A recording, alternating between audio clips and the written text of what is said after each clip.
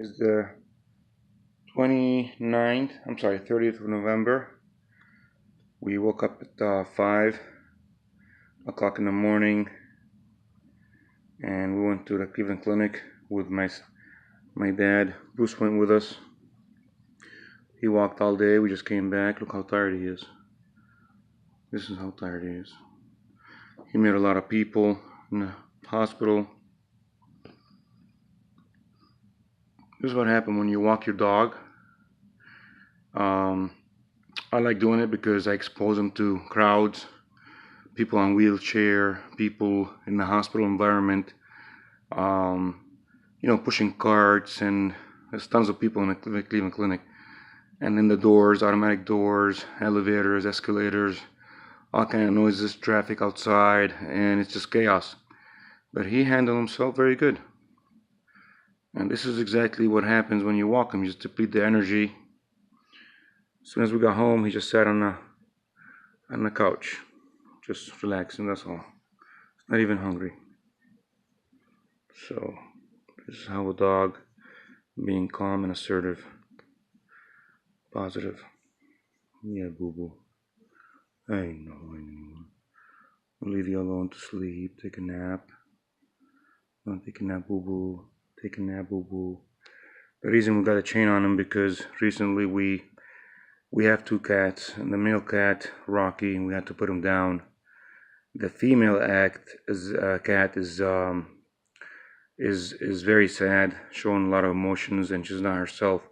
And as a matter of fact, she's the one who's aggressive. She's upset for losing her partner, and right now we have him on a chain because when she launches at him, he doesn't have to go after her. We're in the process of probably adopting another male cat, but the kids are not ready yet. It's a little chaotic right now, the situation. So when the dust settles, it's only been 3 weeks since Rocky passed away. It broke our heart. So we're gonna get a kitten, so the kitten could be raised with Bruce here and get used to each other. Maybe the cat will calm down when we adopt another male kitten. But this is what happened when you walk your dog. You walk your dog. Actually, we were at the Cleveland Clinic at 7:30, 7:45, and we stayed there till 12:30. And during that time, we were going from one building to the other, one floor to the other, walking around. I walked him outside twice, came back in, and the entire time he's meeting people. And he walked he wasn't pulling, he walked with me. And the command is wait. When I say wait, he slows down, looks at me. So, and I tried every pace. I tried walking fast, he walked fast. I tried to walk slow, he walked slow. He followed my pace. So that Cesar Millan's theory about calm and assertive is perfect, because dogs look at us handlers or owners as an energy or a bubble, and they could read that energy. They could feel it with just looking at us, and we are not conscious about that as people. So the dog could see it in our eyes, in our face, body language. Hormones we produce, I don't know what it is, chemicals, but they could read you if you're tired, if you're angry, if you're scared, if you're upset or something. So Bruce has a couple of commands to attack, which I don't use unless it's self-defense. But beside training him the commands, he reads my energy. So in case, if I'm in a situation where I'm approached by a stranger and he feels that I am agitated, for being a therapy dog, he gets close to me, he tries to get my attention.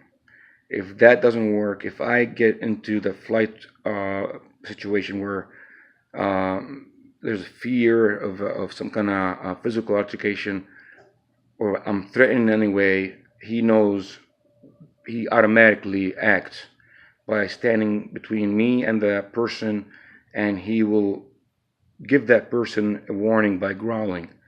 And if he raises one of his front paws halfway up, and the tail is all the way standing up in a curl, and his mouth closed, and he's staring at the person, that means that person, if he steps one step forward, he will attack him, and that's when I will just let him go.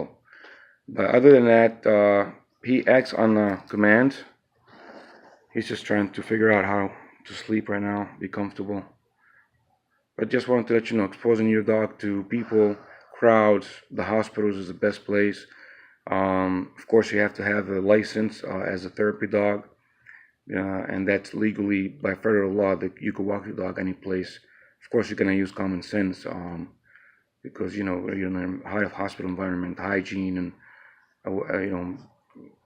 make sure there's no infections and stuff. So there's certain people that approach the dog, he kind of got used to it, and so strangers could come to him and just reach, and he smells them, and he actually likes that. So there's a thin line between accepting strangers and standing their ground, defending me as an owner from strangers. So once the dog knows that, he or she, the dog will be perfect. But the only way to do it is exposing him to the environment with a lot of traffic, a lot of people, and there was dogs there too. I mean, he passed a little Chihuahua, and to be honest with you, the Chihuahua made a big scene, and my dog didn't even just stood there, smelled the Chihuahua, and that Chihuahua was acting up. As a matter of fact, a doctor or a nurse was passing by, and he looked at the Chihuahua. He told him, "You better be quiet because my dog's poop is probably bigger than the Chihuahua itself." And everybody laughed at that comment, but it was funny. So there's other dogs in the hospital that are service dogs. They take them to the rooms. Mine is a therapy dog. He's trained to stay with me. He's on my side 24/7. Doesn't leave my side. He understands my language, my body language. When I'm stressed out, he gets close to me. He knows how to get my attention, and it's therapeutic. Once you get the anxiety attack, you just focus on the dog and just give him attention, and he'll give you attention. It just clears your mind away. It's like pushing the reset button.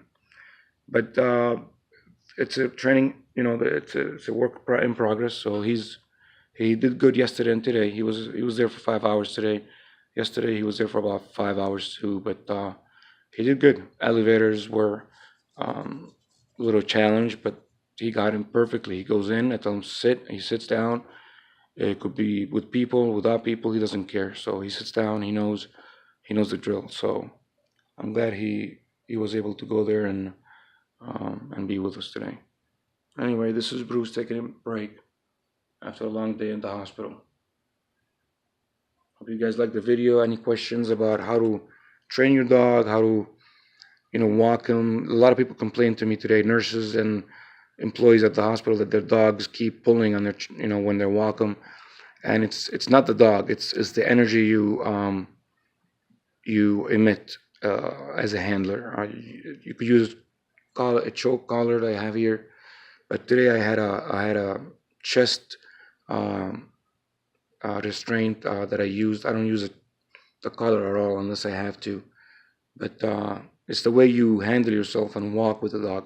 You gotta use a command, a word that you pick, and every time he pulls, you just gotta yank the chain back and tell him that word. Stop for a few seconds. Let him know you gave him that command, and then slowly, takes time. When you give him that command, he slows down, and then he starts paying attention to you, whether you want to stop or you want to slow down. You want to go a little walk faster, and then initially when you start taking your dog at a young age to crowded places, what I learned is, when you're walking with him on a chain and there's a group of people coming, make sure you put him on the other side. If people come into your left, make sure you put your body between you and the dog, so your dog should be walking on the right. That's for the first few times you expose him. The best place is Walmart, to be honest with you. Once you do that, you feel that your dog learned to be in the crowd and it's okay to see other people, then you could feel more relaxed. Just let him walk, and whether there's a crowd coming in or not, it doesn't matter to him. He knows there's no threat. And but you got to take him at a young age. You have to. If he doesn't see people, it will be harder. So, but of course, there's people that are scared of dogs, and Other people love dogs. Everybody that had a dog just approached him and they pet him, and they didn't have a problem. Even people that never had dogs. My dad's doctor, he's a urologist, and when he saw my dog, he was just amazed. He went down, pet him, hugged him, and took pictures for his kids, and he was very, very happy to see him. So it's therapeutic for you as a handler, for anybody who's in the hospital. A couple of women, they thanked me for bringing the dog to the hospital. It kind of changed their mood. He spent some time with them, like about 5-10 minutes. They kind of got their mind away from whatever the reason they were in the hospital for. But certainly starts at a young age. Bruce here turned 1 in October, so he's a year and a 12, 13 months old now, and he's not fixed, so his hormones are pretty high. But walking your dog, exhaust all the energy. That's the best thing you could do for him. So I hope you guys like the videos. Any comments, let me know. Until the next video, see you guys later. Bye.